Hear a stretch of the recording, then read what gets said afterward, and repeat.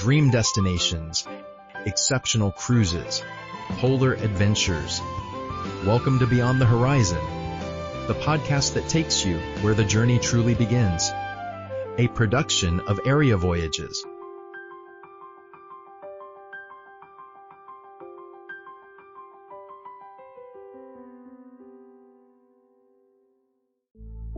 Imagine paying thousands of dollars for a vacation where you are locked on a vessel for a week. Right. You're not allowed to step foot outside. You're rigidly separated from other passengers by class.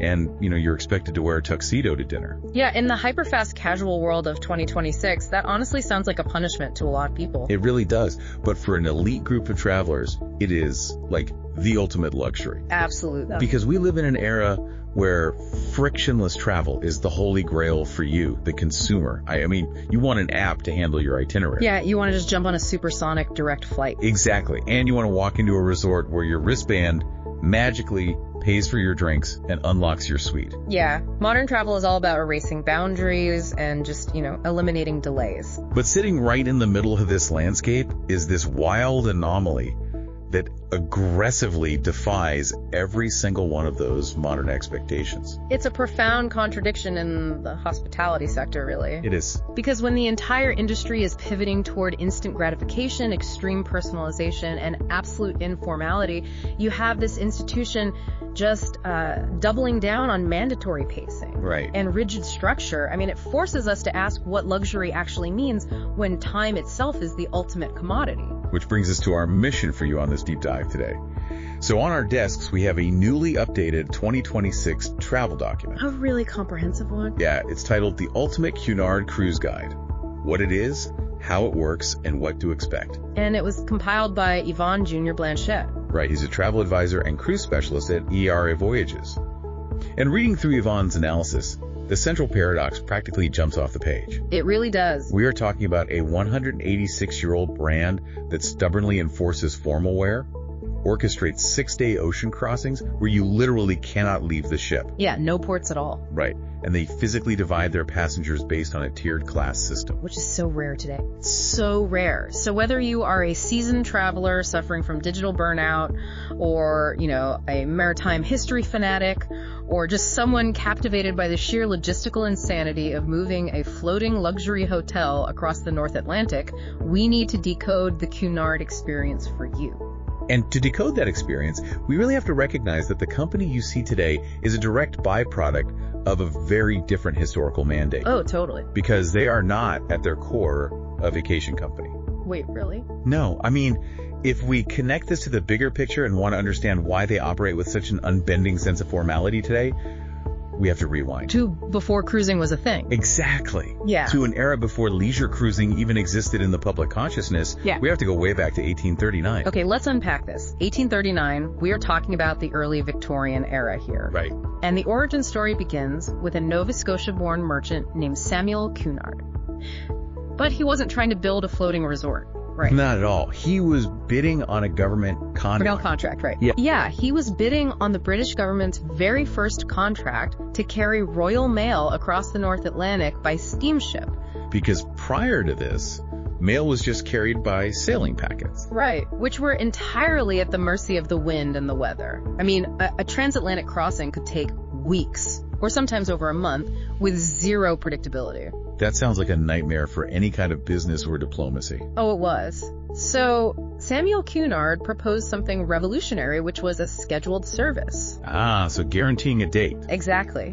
He argued that steam power could guarantee a departure and an arrival date, and he won that contract. Wow. And in doing so, he essentially built the 19th century equivalent of an undersea fiber optic cable. I mean, this was the fastest, most reliable transfer of information the world had ever seen. I love that framing so much. It wasn't about the passengers at all. It was about the data. Precisely. Delivering the mail with unprecedented reliability was their entire reason for existing. So the following year, in 1840, they launch a paddle steamer called the Britannia. Yes, the famous Britannia. And it makes the inaugural crossing from Liverpool to Halifax and then down to Boston in 14 days. Which is incredible for the time. Right, because for us, 14 days sounds like an absolute eternity.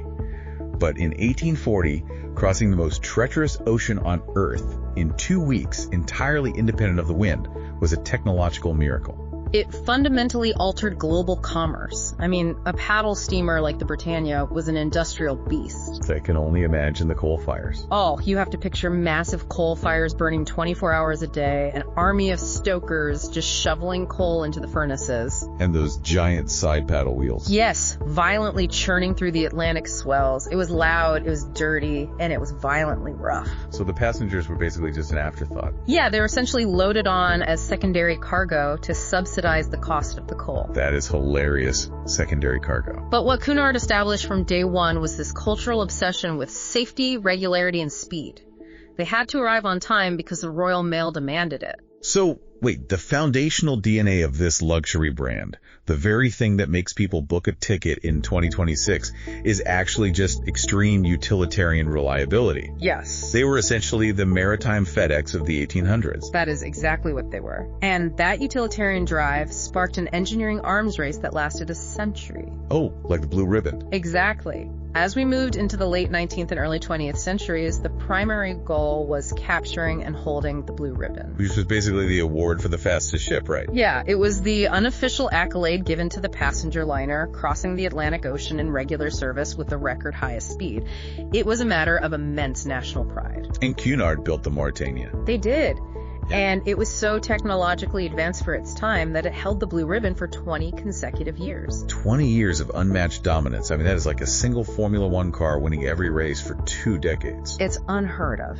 It completely solidifies them as the absolute pinnacle of maritime transport. But the source material also highlights a darker, much more critical role these ships played. Right, the wartime service. Yeah, Yvonne's guide points out the Aquitania, which is a mind-blowing piece of maritime history, because it is the only major liner to serve in both World War I and World War II. The role of the ocean liner during global conflicts just cannot be overstated. Because they were so big and fast. Exactly. When war broke out, these opulent floating palaces were stripped of all their luxury fittings, painted in disruptive dazzle camouflage, and converted into massive troop ships. Wow. Yeah, the sheer scale and speed that made them profitable in peacetime made them invaluable in war. They could transport entire divisions of soldiers across the ocean fast enough to outrun enemy submarines. That is wild. They were literally outrunning U-boats. They were, and then after the wars, Cunard launched the original Queen Mary and Queen Elizabeth, which totally dominated the post-war transatlantic migration and travel boom. Right, so they were moving heads of state, Hollywood royalty, and hundreds of thousands of immigrants. Yeah, they were the primary arteries of global movement. But then, the timeline hits the late 1950s, and we get the arrival of the commercial jet age. The Boeing 707 enters service. Exactly. And suddenly you don't need to spend 5 days on a freezing ocean to get from London to New York. You can just fly above the clouds in a few hours. Right. So the ocean liner, and a necessary mode of transportation, dies almost overnight. It triggered a massive existential crisis for the shipping lines. I bet. I mean, you have these incredibly expensive, massive vessels designed for a purpose that no longer exists. Most of their competitors went bankrupt or entirely scrapped their fleets. But Cunard survived. They did. To survive, they had to completely pivot their business model. They had to transition from selling transportation to selling leisure. But the brilliant strategic move here, and this is what Yvonne's guide so carefully outlines, is that they didn't try to become just another sunny Caribbean cruise line. No, they didn't. They recognized that their deep historical gravity, that scale and rigidity, was a profoundly valuable asset. They leaned into the ghosts of the Atlantic. Exactly. Even when they were eventually acquired by the Carnival Corporation in 1998, they were kept as a completely independent brand. Because Carnival knew what they had. Right. They realized that in a modern market flooded with neon water slides and casual buffets, nostalgia and intense formality could be a highly lucrative, unique selling proposition. If we connect this to the bigger picture, it's brilliant marketing, which leads us directly into the physical reality of their fleet today. Because you can't just slap a vintage logo on a modern ship and call it a day, right? Not at all. The history literally dictates the naval architecture. The physical blueprints of the 2026 fleet are a direct manifestation of that history. So let's talk about the fleet. Currently, Cunard operates a 4-ship roster, collectively referred to as the Queens. Right, and this is an evolution of a lineage that spans 249 vessels over their history. That is a lot of ships. So what do we have right now? Well, we have the Queen Victoria, which came into service in 2007, and it recently underwent a massive 2023 refurbishment. Nice. Yeah, its interior design language deliberately evokes a mid-century, highly polished London hotel aesthetic. Okay, I can picture that. Very classic. Then there is the Queen Elizabeth from 2010, which leans heavily into 1920s Art Deco.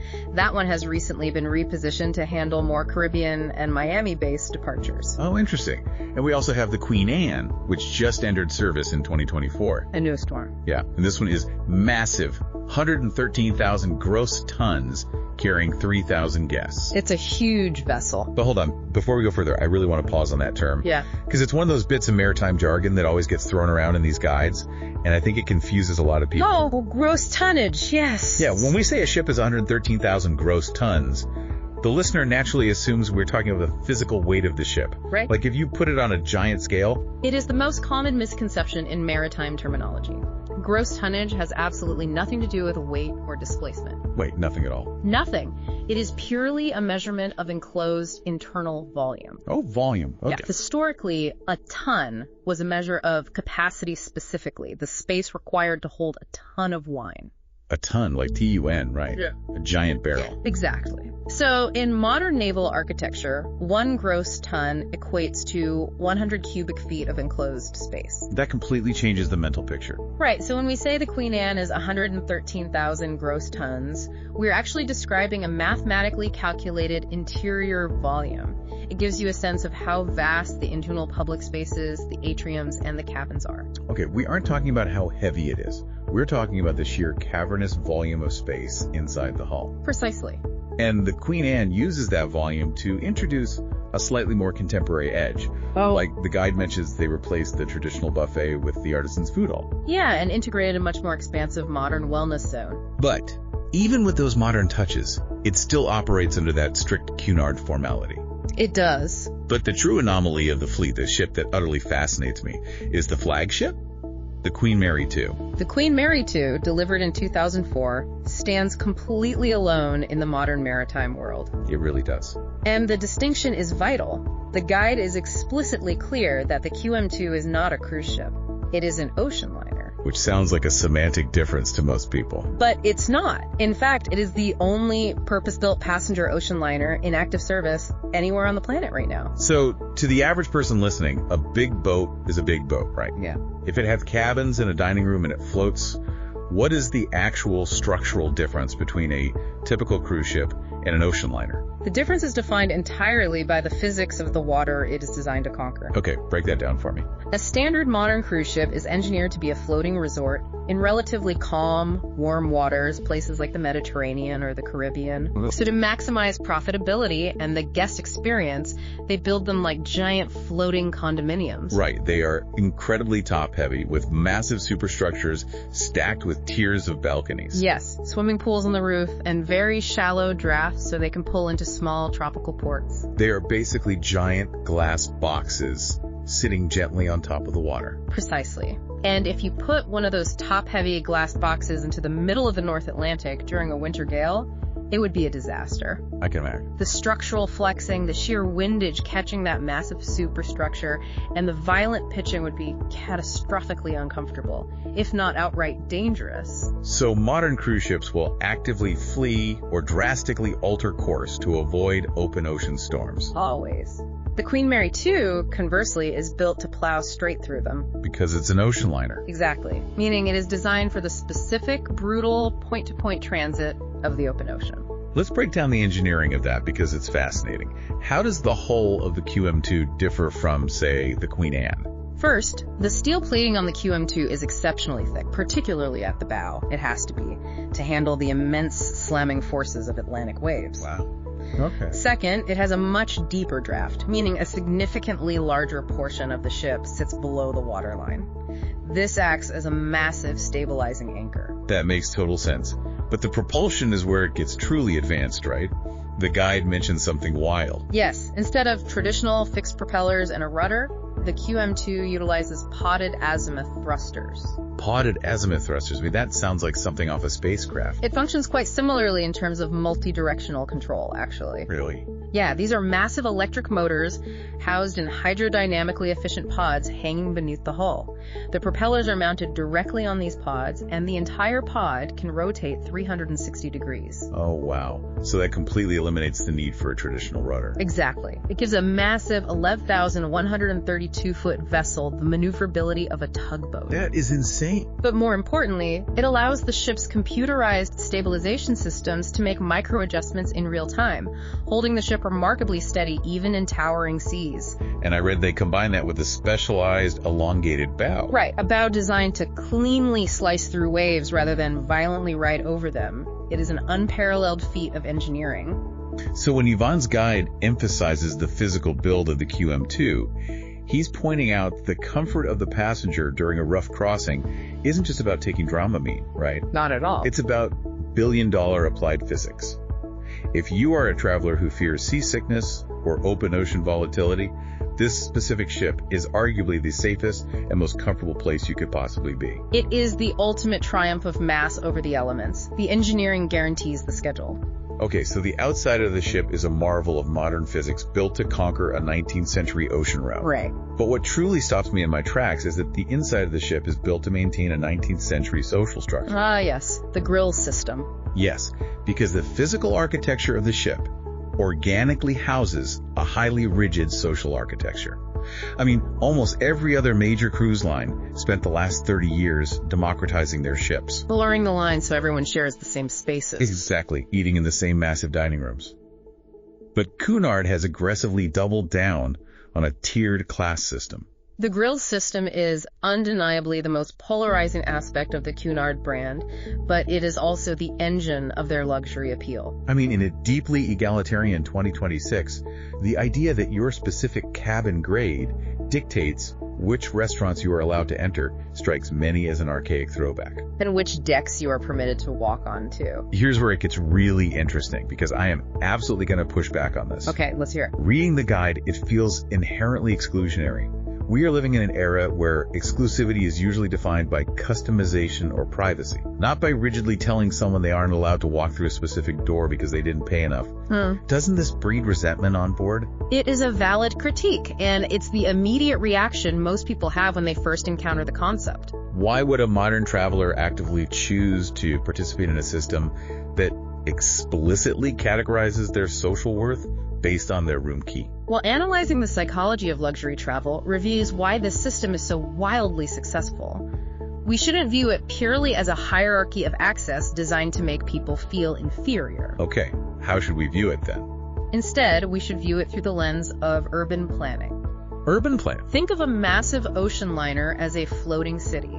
In any vibrant city, you have distinct neighborhoods. Some are bustling and public, others are quiet, intimate, and highly curated. Oh, I see. The grill system creates a ship within a ship dynamic that allows Cunard to cater to vastly different traveler psychologies simultaneously. That is an interesting pivot. So instead of a caste system, you are framing it as a spectrum of tailored experiences. Let's map out that spectrum for the listener so they can visualize these neighborhoods. Yeah. The foundation, where the vast majority of passengers reside, is the Britannia tier. Right. The Britannia tier encompasses the standard inside cabins, ocean view rooms, and standard balconies. And where do they eat? The guests in this tier dine in the Britannia restaurant. And we must be clear, this is not an economy class cafeteria. No, the photos look amazing. The Britannia restaurant on the QM2 is a breathtaking multi-deck dining room with grand staircases, soaring columns, and a palpable sense of occasion. It looks like something out of the Titanic, but, safer. Right, highly elegant. However, it operates on a traditional high-volume model.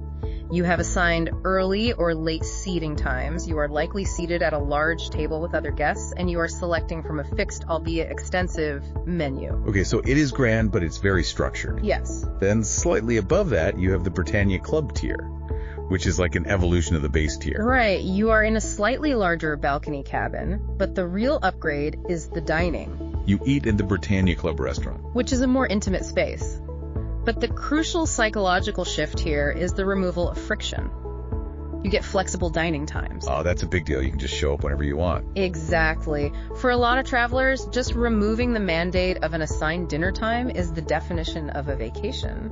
Right, it removes the operational rigidity while keeping the passenger in the primary public ecosystem of the ship. Yes, but the paradigm shifts entirely when you cross the threshold into the actual grill's tiers.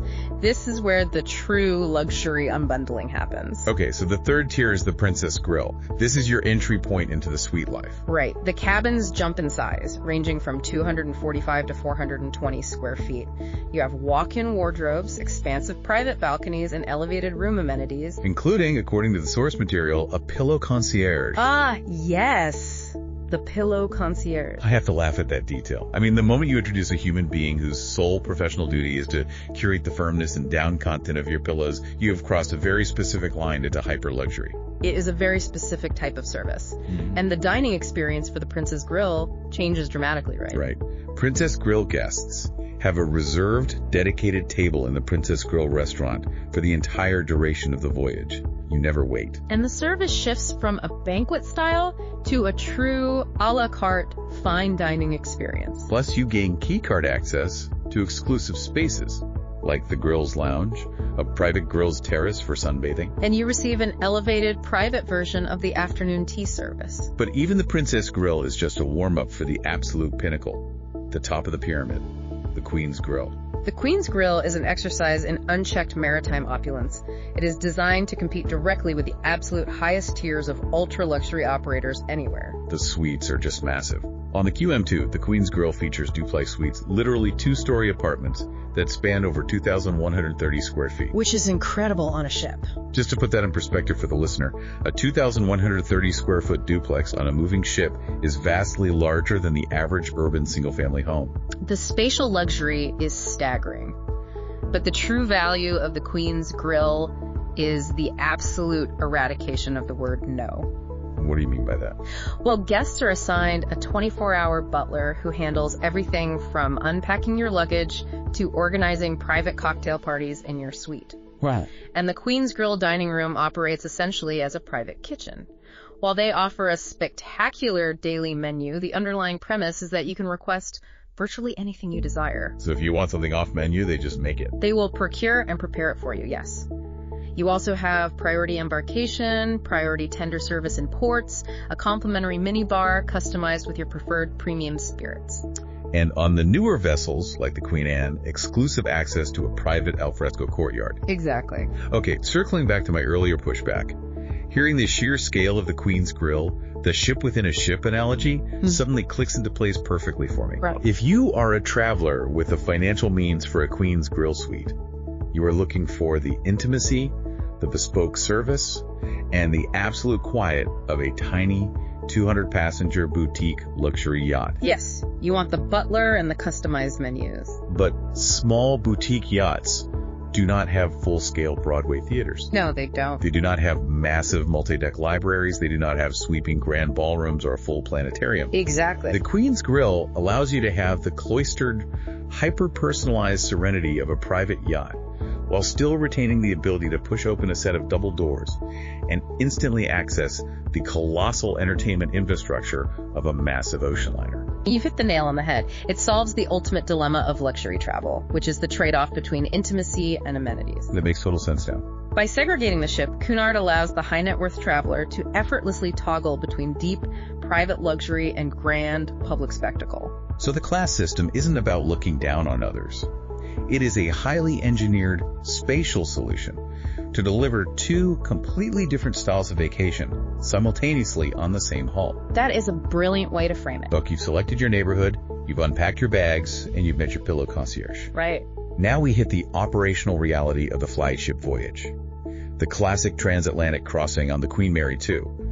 Because this is where the physical engineering and the social architecture collide with the actual rhythm of the voyage. And the most defining characteristic of this 6 to 7 day crossing between Southampton, England, and New York City is what you are not doing. Yes, what you are not doing is stopping. Right. There are no ports of call. There are no tender operations to ferry you to a tropical beach. There are no shore excursions to ancient ruins. For the duration of the crossing, the ship is a completely closed system. You are physically isolated in the middle of the ocean. And to a hyperactive modern sightseer whose idea of a good vacation is ticking off 3 European capitals in 5 days, a week of forced isolation sounds like absolute torture. They would go stir crazy. You can't leave. You're completely captive. But when you look at the pervasive digital burnout of 2026, the constant notifications, the algorithmic demands on our attention, this forced isolation suddenly looks incredibly seductive. It really does. It acts as a mandatory high-glamour timeout from the relentless grind of modern existence. You literally cannot run any errands. That psychological release is the core product. But Cunard understands that you cannot simply lock 2,700 people in a steel box for a week with nothing to do. Right. When the voyage itself is the entirety of the destination, the onboard programming must be extraordinarily robust. And this is where the concept of the enrichment program comes into play, right? Yes. It is a deliberate intellectual pivot away from the superficial entertainment found on standard cruise lines. So we aren't talking about belly flop contests by the pool or aggressively loud trivia games in the atrium. No, the source guide outlines a profoundly academic focus. It is academic tourism at its finest. Tell me more about that. Well, the enrichment program relies heavily on deep dive lectures from prominent historians, research scientists, published authors, and explorers. Wow, so actual experts. Yeah, and Yvonne's guide provides a phenomenal example of this. For the upcoming 185th anniversary crossing in June of 2025, they secured Dr. Stephen Payne as a featured speaker. Which is an incredible detail, because Dr. Stephen Payne is the actual naval architect who designed the Queen Mary 2. Exactly. Imagine being halfway across the Atlantic, perhaps navigating through a heavy swell, and you are sitting in a plush auditorium listening to the very engineer who drafted the blueprints. Explaining the hydrodynamic forces acting on the steel surrounding you at that exact moment. That is a level of contextual immersion you simply cannot replicate anywhere else. It transforms the crossing into an intellectual retreat, and the physical amenities of the ship are meticulously designed to support this introspective pace. For example, the Queen Mary 2 houses Illuminations, which is the only full-scale planetarium at sea. Wait, stop right there. A planetarium on a moving ship? How does that even work without making the audience intensely motion sick? Right. Because if you are looking up at a projected dome of the cosmos and the floor beneath you is pitching in a 15-foot swell, your inner ear must be screaming. It requires an incredibly sophisticated stabilization system.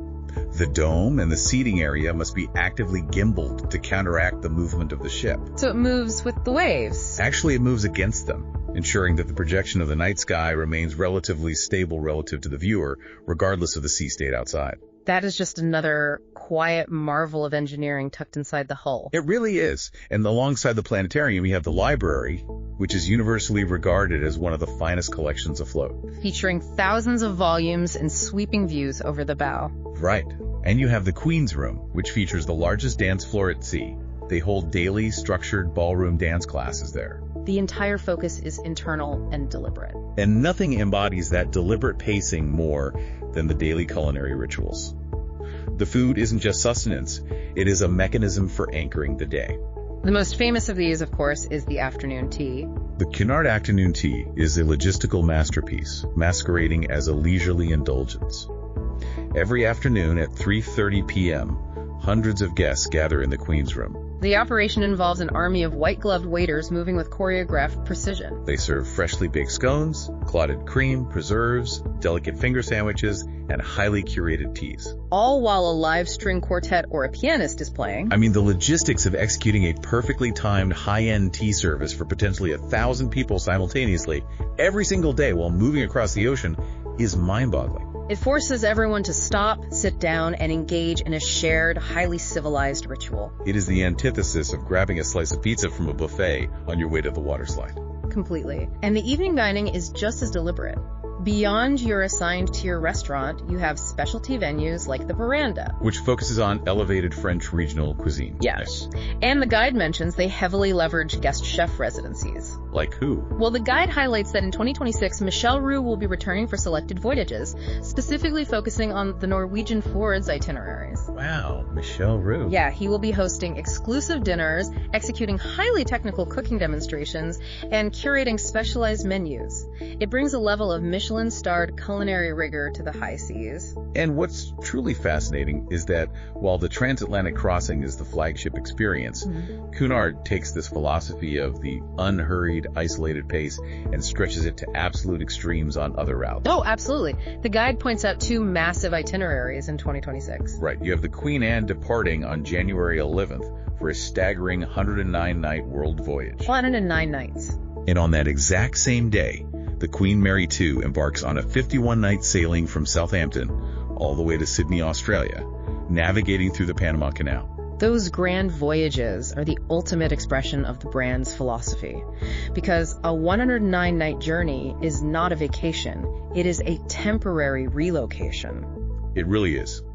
It appeals to a demographic that desires cultural depth and a sustained, complex social texture over an extended period. You unpack your wardrobe exactly once, you establish deep social bonds with your fellow passengers. And you allow the geography of the world to slowly, majestically unfold outside your window over a span of months. It sounds incredibly romantic. It does, but let's be fiercely pragmatic for a moment. A journey this distinct, wrapped in this much history and specialized service, operates on a very specific financial model. Right, the economics. And as we transition to the economics of this luxury, you, the listener, need to do some brutal self-reflection.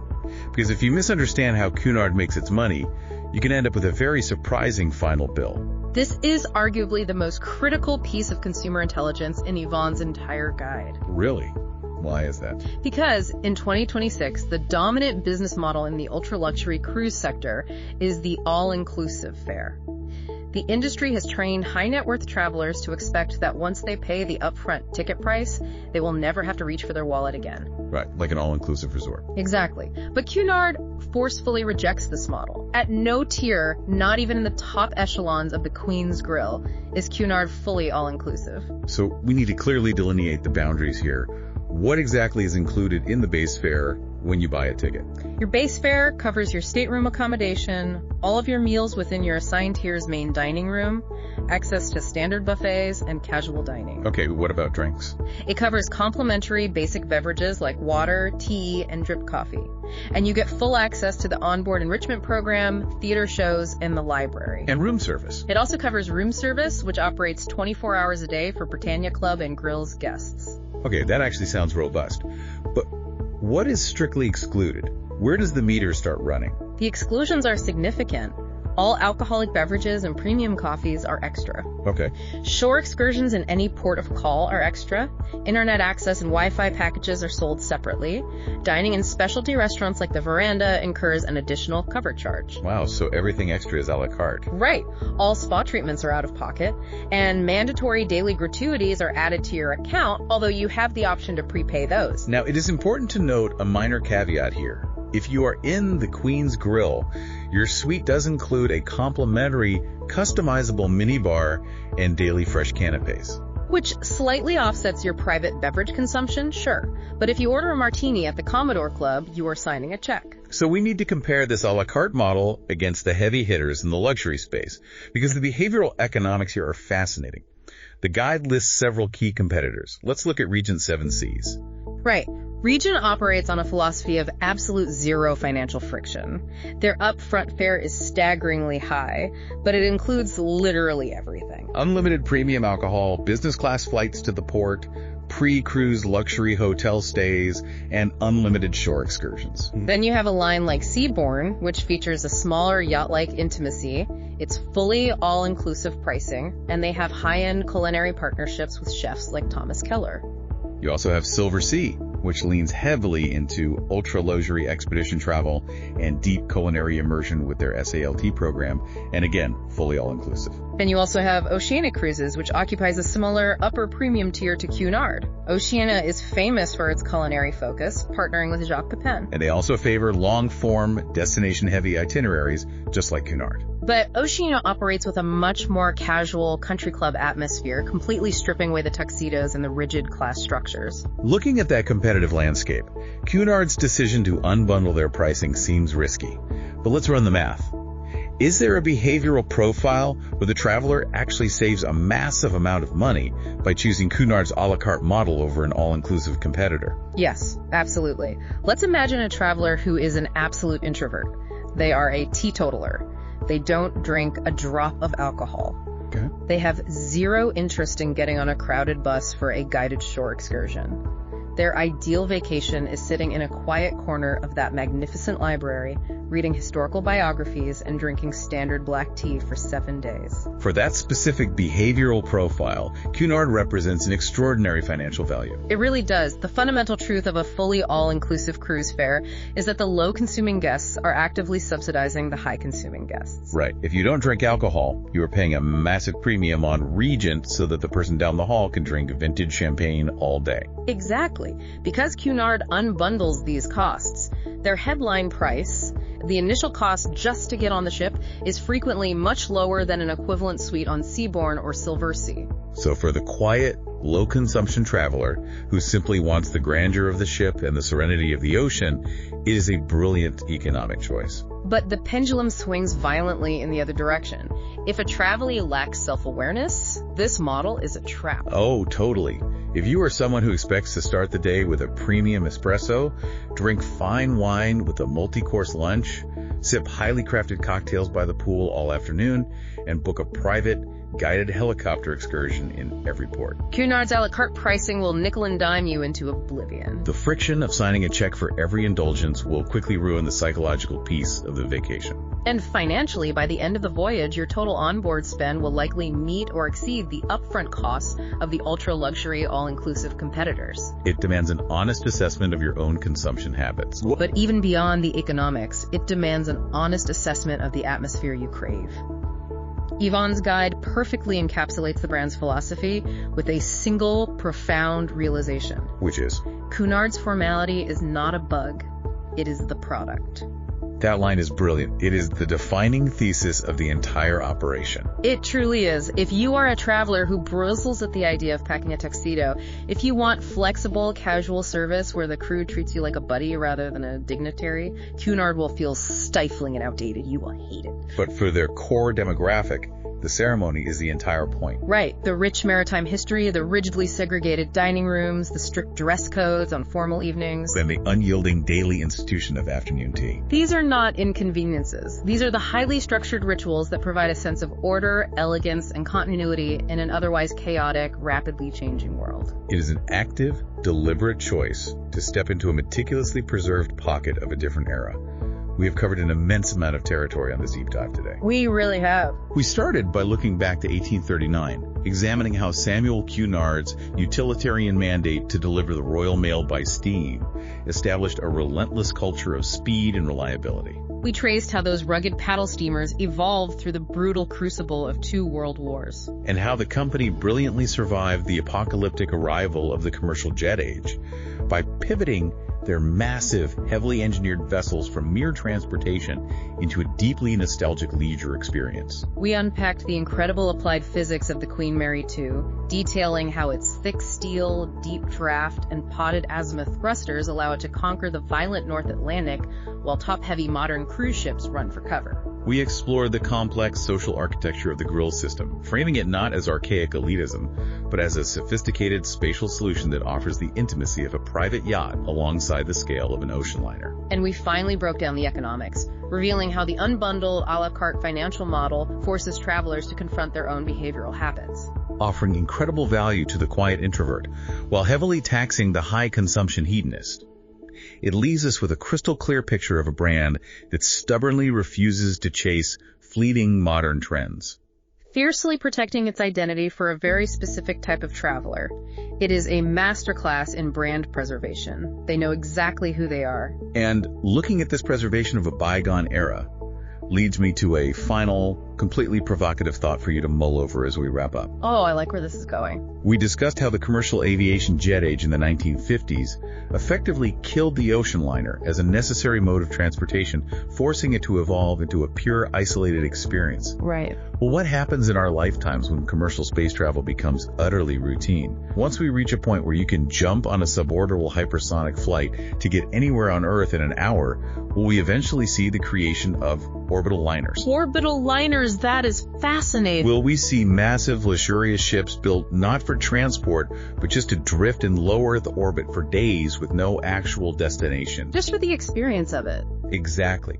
Will these spaceliners have their own rigid class systems, grand dining rooms with bespoke zero-gravity menus, and a planetarium where instead of looking at a digital projection, the ceiling simply retracts and you look out the actual window into the cosmos? It is a stunning parallel to consider. The ultimate luxury of the future might not be speed, but rather a slow, deliberate, highly structured journey into the void. Right. The extreme isolation, the specialized engineering, the forced separation from the daily grind today's transatlantic crossing on the Queen Mary 2 might literally be the operational blueprint for the deep space vacations of tomorrow. It proves there will always be a market for deliberate friction in a frictionless world. To everyone listening, thank you for joining us on this deep dive into the absolute anomaly that is the modern Cunard experience. Keep exploring, keep questioning the mechanics of how you travel, and we will catch you on the next exploration. You've been listening to Beyond the Horizon, the podcast by Area Voyages. The full article for this episode is available at www.areavoyages.com. Remember to like, share the podcast, and leave a review to help promote our work. Subscribe to the channel so you don't miss anything. Until next time, safe travels.